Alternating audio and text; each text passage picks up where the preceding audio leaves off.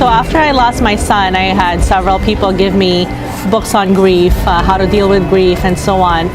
And the common theme that I found in those books is that there tends to be this almost pressure to move on from grief, and like take these steps to get over your grief or move on from grief. That sort of was the common theme that I got from these books, and so that didn't really sit well with me, because I felt like these books were pressuring me to move on from my grief. And so this book in particular, my book, Letters to My Son, it differs from that in that my book doesn't have that pressure of moving on. And in fact, it tells the reader, who's going through grief, that it's okay, and you're gonna grieve, and there's really no timeline. You can't place pressure on yourself to move on and to be okay, because you're never gonna be okay. You're always gonna be broken, and that's okay.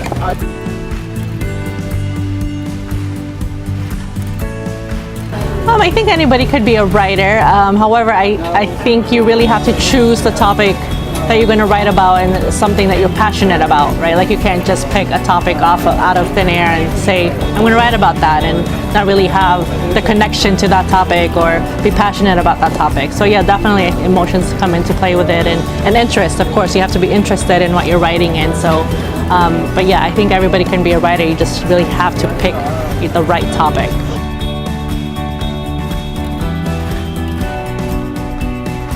I don't know if it has changed it too much, in the sense, because obviously my book is something that's very personal to me, and so these are actual letters that I've written to my son. So there isn't too much, too much storytelling in it or anything like that. However, of course, it did make me more aware of guidelines, writing guidelines, and whatnot, and all these sort of nuances that we, as you actually just writing casually, that you're not particularly aware of. But if you're putting out a professional book, if you're publishing a book, then yes, these are the things that you have to be aware of and you have to learn about. So I think in a sense that's how publishing my first book has changed the way I write. It's just being aware of these guidelines, I guess you could say, if you want to turn it into a professional published book.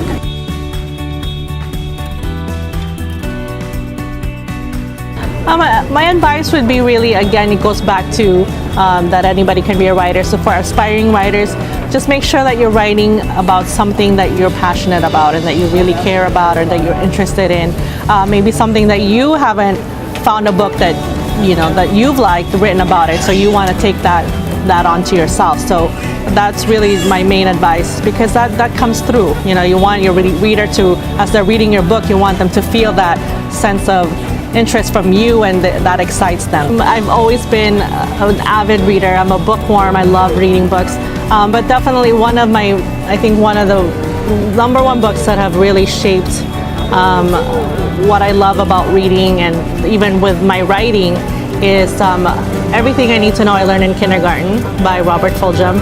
That was, when I read that, I was like, I love this book, and I read everything that Robert Fulghum's ever written. He's one of my favorite authors, and in fact, I think this book kind of falls in line with his writing style, where every chapter, and he doesn't have chapters in his book, it's just like kind of a short essay writing, and that's definitely one of my top books that I just absolutely love, and has changed me as a person and as a writer. The biggest heartbreak I've probably ever experienced in my life is what inspired me to write this book. So yeah, unless of course you're writing maybe children's book or whatnot, I don't know, but definitely true for me. I've always loved writing. Of course, it kind of came with being such a big bookworm. I've always loved writing. I was a big journaling person. Even through college, I wrote in diaries. It didn't really dawn on me that maybe I had a gift as a writer until college. I'm a nurse, so I went to nursing school, but of course English is a requirement for college, and I've had 2 different English professors in college who pulled me aside and said, we know you're a nursing student, but maybe you should consider being a writer. And so I think that just kind of solidified that, I have a talent in this. So these are actual letters that I've written my son. So like I said, I was always a journaling person. So when he died, the very first letter in the book is actually the very first letter that I actually wrote to him when he died.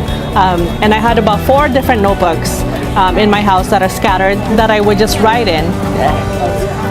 He was 19 when he passed. And so I would just, anytime the mood struck me, anytime I needed to say something to him, I would pick up a notebook and write it. I never intended to share these letters with anyone, even my husband. He never even read these letters. It wasn't until the Parkland shooting that happened in Florida. When that happened and the March for Our Lives movement started with the high school kids, taking on gun laws in America. When I was watching one of the children, give this passionate speech about gun control, I thought, why are the kids having to do this? Where are the parents of the kids who died? And as soon as I thought it, I realized, well, I know where the parents are. The parents are grieving. The parents are in their dead children's rooms crying, trying to figure out what to do with their lives. They're where I was when my son passed. And so at that moment, that was when I decided I need to put these letters out. I need to share this book with the world because I want to help other parents, other people who have lost a loved one. I want to help them with their grief by sharing my journey. So it's on Amazon and Barnes & Noble online, and it's also on my website, www.daynabelle.com, just my first name. The beauty of having a unique name is that it's always available as a web domain. So my website is just myfirstname.com, so it's available through there as well.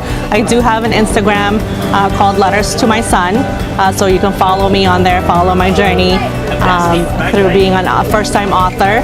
And of course, you can always message me through Instagram or through my website as well.